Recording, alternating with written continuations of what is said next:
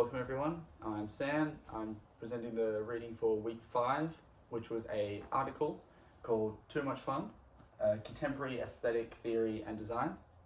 The article was written by Thomas Lee, who throughout the article references 3 main people who he refers to as thinkers, or as would more typically be called just experts or knowledgeable people on the topic. The piece itself is split into 4 main chapters, the first one being an introduction by Lee himself, and the following 3 respectively, each being one for each of the thinkers to put forward their main ideas, concepts and thoughts that they have come to on the conclusion of the work and play topic that the piece is about. So when I say work and play in this article is referenced as things such as fun, infant-like activity, doing things on a whim, entertainment, leisure, or pleasure. Anything that falls under any of those is considered as play, and then all the opposites of that would be considered work. So work would be adult-like behavior. It's pretty straightforward. You've got relaxing versus working, basically. However, this piece is a bit more of a commentary on how throughout the late 20th century and early 21st, work and play have become much more intertwined with one another than they used to be.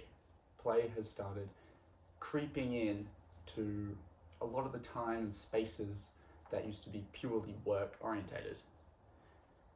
Throughout the introduction, Lee talks about how workplaces are having, when they're designed, much more thought into the play areas, such as having things like gyms in there, leisure areas to relax, lunch areas, or even down to just a simple act of more colourful, playful furniture over the old school, simple cubicles, which were purely to get the job done. Whereas now there's a lot more places that are trying to incorporate play into work to encourage a bit more creative problem solving and new ideas to make everyone a bit more in a better mood to work, make the workflow smoother. In Connor's chapter, his main point that he kind of focuses on is how the big problem with play becoming so prevalent in every part of life now is it's happening because there's such an excess of it. Due to social media, phones, internet, laptops, things like that, there is such an excess of entertainment and leisurely activities out there that can be done anywhere, anytime. And because of this, we've all got to this point now where we expect play in our days, we expect pleasure, and the idea of not getting it almost brings a lot of anxiety over people, not being able to go and do things, not being able to check your phone, whatever it might be. People can get quite stressed out over not getting their play, whereas if traditionally it would have been you work and then you would try and get some enjoyment in at some point in your day, try and get some TV at night, whatever it might be that you choose to do as your leisurely activity. Whereas in the current state, it's become as if we're almost, as he said, addicted to play, that we need it every day because we expect it to always be there. And we've actually got to the point as well, as he brings examples of having to almost like turn life into a bit of a game, or as he says, gamification, where we give ourselves tasks to then have our play afterwards, to get that job and reward feeling. Because without any sort of job, you can't enjoy the play, because if you haven't earned it, there's no pleasure in it, is his argument at least. And he used the boot camp and brunch thing, which a lot of people do these days, which is this idea of you train in the morning and you all go out for brunch, and then brunch becomes a more enjoyable activity because doing the boot camp or the training beforehand is your work and you've earned that play afterwards.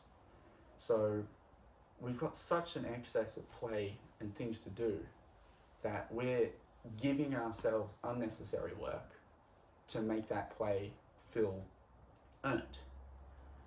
And then as it goes into, I'm not going to try to pronounce his name, but him. he focuses a lot on how, not just how much people are playing, but how little people are working. So he was looking at a study in Germany that they did it, but it also was true in Australia and I believe it said Norway in the text and a couple of other countries as well, where the average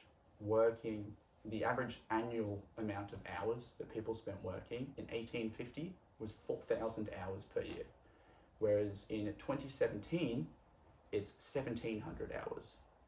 So not only is there such an excess of play in the world, there is a lot less work on average happening.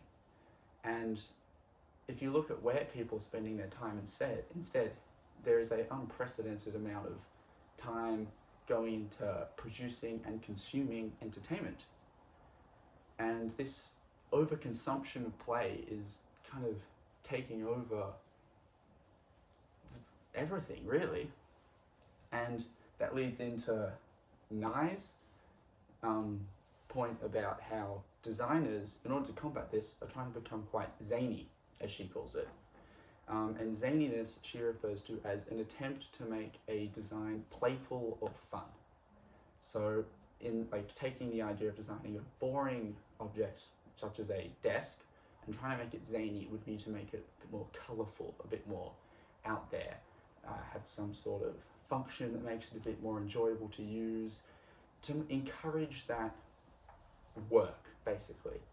Because with all the access to multimedia and play being around, we need to design things to make work more playful in order for it to still happen successfully. But she also goes on to discuss how we can't get too playful with it, because she uses the robot AIs in things like Siri or like Maps, Google Maps and things like that, as an example of we need to find a balance in them, because you don't want them to be too directive and to the point or too work directed, and you don't want them to be too laid back and relaxed or too playful. We need to, as designers, find a balance in between of both functionality and enjoyability, is her point. And we need to line up in the middle so we don't get too work heavy or too play heavy, and we balance it out to a nice harmony of both. And while thinking about these ideas and what artifact I was going to use as a sample, I thought of the artist known as KAWS.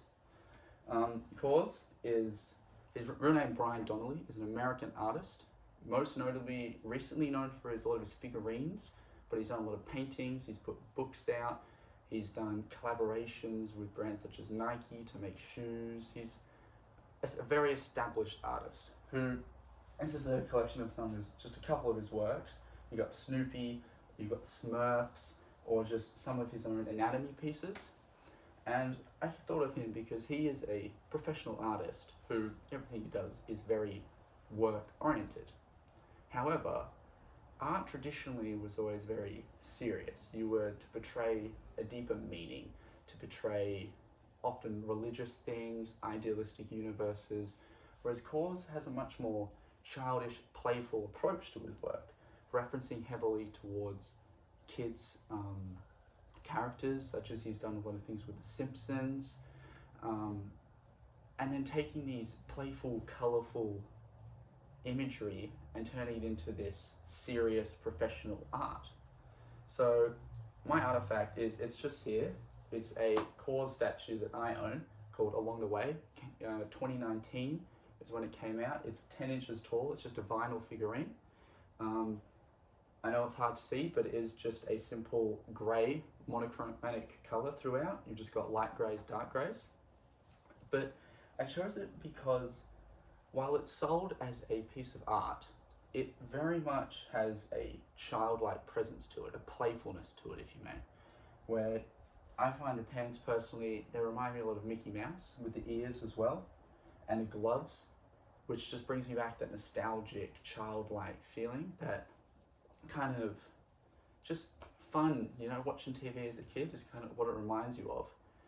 But I feel that this is kind of reflects a nice harmony of serious art at serious prices, and like to be taken in every sense as a proper piece of art, not a joke, not a kid did it, nothing like that, while still maintaining that just very playful, extremely young feel to it, that if you were not to know who he was, you could easily mistake it for a children's caricature of some sort. And an interesting point to go along with it, I thought, is actually on the box that's sitting there, it actually says on the corner, for ages 15 plus, adult collectible, not a toy. And I feel that just highlights the fact that it very much reflects this playful theme while maintaining, and it kind of has to prove to people that it's art, to anyone that's unsure at least. I found that as I was thinking about this idea of play and work blurring into one, and how they're becoming almost inseparable, I feel that this is kind of a almost perfect example of the two worlds colliding into one. Professional artist, serious work, with the childlike vibe, if you may. I kind of want to finish up with a couple of questions, which I think I'll answer myself as well. The first one being, how often do you feel the need to resort to play of some sort throughout the day? Whenever you're, like, say you're at uni, which you're not right now, but if you were, or you're at work, or if you're studying, whatever it may be, how often do you feel the need to check your phone, to go on YouTube, to do something leisurely? I'll say personally, a lot more often than I'd like to admit. And I think that kind of highlights the way that this accessibility to play has infiltrated society. And then I just want to finish up with, do you believe that you can only enjoy play if it is preceded by work?